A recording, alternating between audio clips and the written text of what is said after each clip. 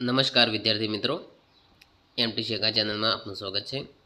આજે જોઈશું આપણે ધોરણ 8 સેમ 1 ઇંગ્લિશ ગ્રામર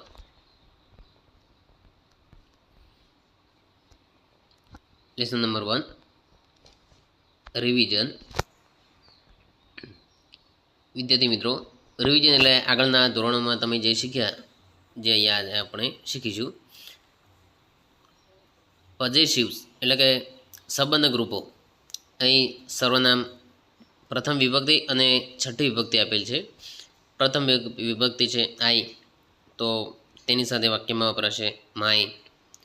એ જ રીતે યુ તો યોર, હી જે પુલ્લિંગ છે તેની સામે આવશે હિઝ, શી જે સ્ત્રીલિંગ છે તેની સામે આવશે હર, ઇટ નાન્યતર જાતિ એટલે કે નપુંસકલિંગ તેની સામે આવશે ઇટ્સ।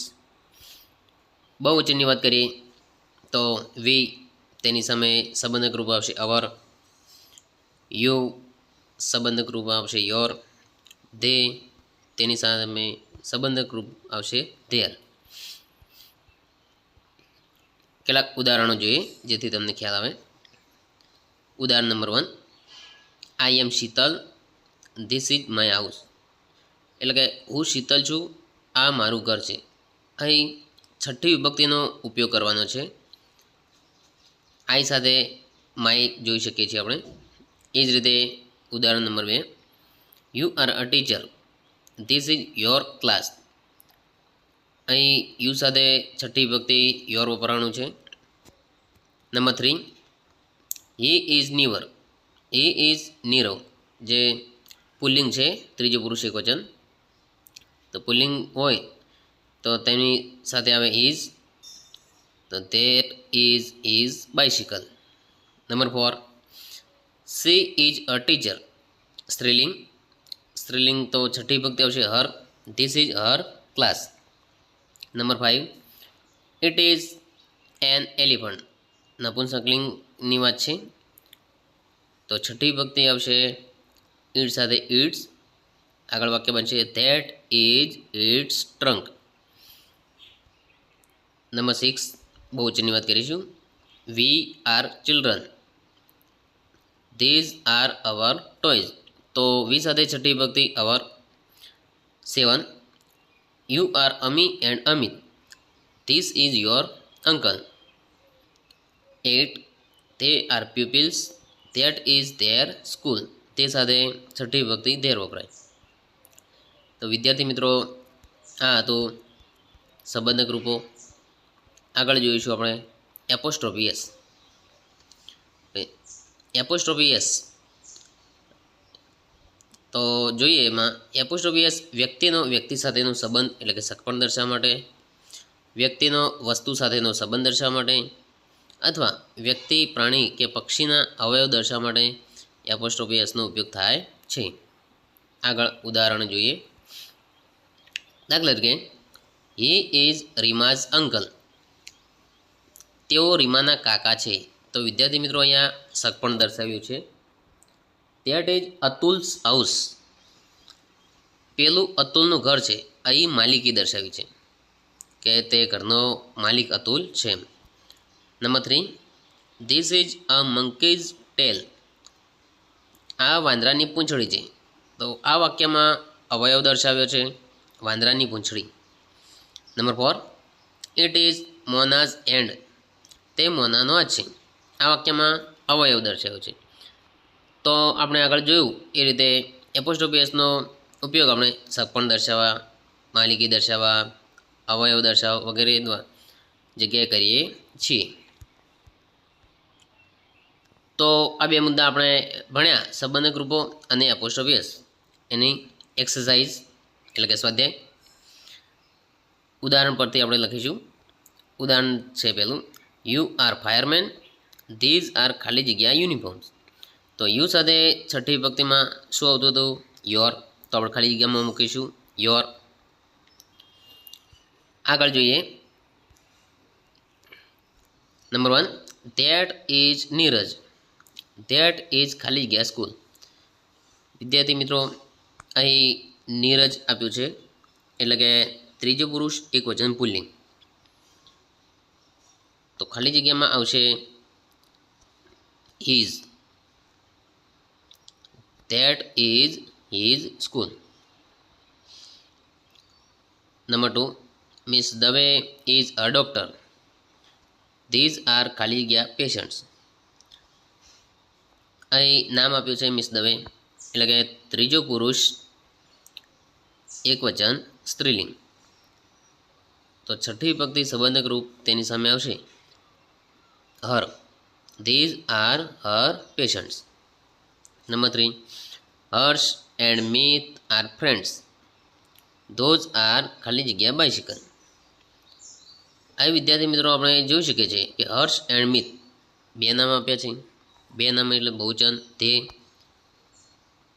તો ખાલી જગ્યામાં આવશે સંબંધક રૂપ their. Those are their bicycle. Number 4, I am Jatin. This is ખાલી જગ્યા બ્રધર. આઈ સાથે જોઈશું તો આવશે my. This is my brother. Number 5, you are teachers. These are ખાલી જગ્યા સ્ટુડન્ટ્સ. યુ સાથે your. You are teachers. These are your students. Number 6, that is an elephant. That is ખાલી જગ્યા ટ્રંક. અહીં વિદ્યાર્થી મિત્રો આપણે જોઈ શકીએ કે ત્રીજું પુરુષ એકવચન નપુંસકલિંગ છે. એન એલિફન્ટ એટલે કે પ્રાણીની વચ્ચે. તો અહીં આવશે its. That is it's trunk. Number 7, we are farmers. Those are ખાલી જગ્યા ફાર્મ્સ. વી સાથે આવશે our. Those are our farms. This is mister Pandya. That is ખાલી જગ્યા સન મોહિત. વિદ્યાર્થી મિત્રો અહીં મિસ્ટર પાંડ્યા એટલે ત્રીજો પુરુષ એકવચન પુલ્લિંગ. તો ખાલી જગ્યામાં આવશે his. That is his son Mohit. Number 9, Dev and Raj are cousins. This is ખાલી જગ્યા ગ્રેન્ડમધર. અહીં આપણે આગળનું વાક્ય જોઈ રીતે બે નામ આપ્યા છે એટલે બહુચન એટલે સર્વનામ તે ગણાય. તેથી ખાલી જગ્યામાં આવશે their. This is their grandmother. Number 10, you are a student. This is ખાલી જગ્યા સ્કૂલ. યુ સાથે આવશે your. This is your school. તો આ હતા સંબંધક રૂપ. આગળ જોઈશું ક્વેશ્ચન નંબર 2, એપોસ્ટ્રોફી એસનો ઉપયોગ કરીને વાક્યો લખો. વિદ્યાર્થી મિત્રો અહીં ઓફવાળું વાક્ય આપ્યું છે જેનો મતલબ થાય છે નો ની નું ના. એની જગ્યાએ આપણે એપોસ્ટ્રોફી એસનો ઉપયોગ કરવાનો. એનો મતલબ પણ નો ની નું ના થાય તો એપોસ્ટ્રોફી એસ વાળું વાક્ય બનાવવાનું. ઉદાહરણ છે this is pen of Sahil. Apostrophe એસનો ઉપયોગ કરીને વાક્ય બનશે ધીસ ઇઝ સાહિલ્સ પેન. એ જ રીતે number 1, that is the house of my teacher. તો વાક્ય બનશે that is my teacher's house. વાક્ય એપોસ્ટ્રોફી એસ વાળું વાક્ય બનાવતી વખતે આપણે ઓફ લખીશું નહીં, જેની જગ્યાએ એપોસ્ટ્રોફી એસ લખીશું. Number 2, she is the sister of Dinesh. Apostrophe S વાળું વાક્ય આ રીતે બનશે she is Dinesh sister. Number 3, Ragini is neighbour of Geeta. Apostrophe S વાળું વાક્ય આ રીતે બનશે રાગિની ઇઝ ગીતાઝ નેબર. આપણે આગળ કીધું એ રીતે એપોસ્ટ્રોફી એસ વાળું વાક્ય બનાવતી વખતે ઓફ અને ધ લખીશું નહીં. Number 4, we are the students of mister Vyas. Apostrophe S વાળું વાક્ય બનશે we are mister Vyas students. Number 5, this is the car of Mohan. Apostrophe S વાળું વાક્ય બનશે this is Mohan's car. Number 6, that is the purse of my mother. Apostrophe S વાળું વાક્ય બનશે that is my mother's car my mother's purse.